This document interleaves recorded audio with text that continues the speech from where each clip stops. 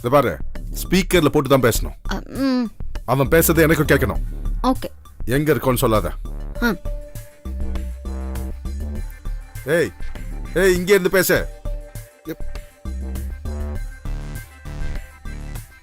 Hello மணி, நான் தான் ரேணு.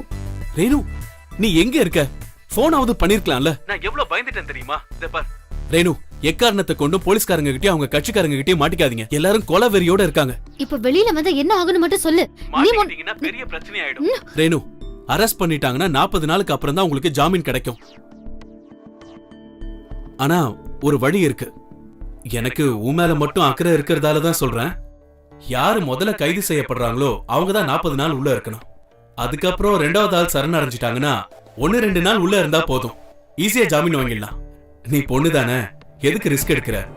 வேணும்னா அவனை மாட்டி விட்டுரு.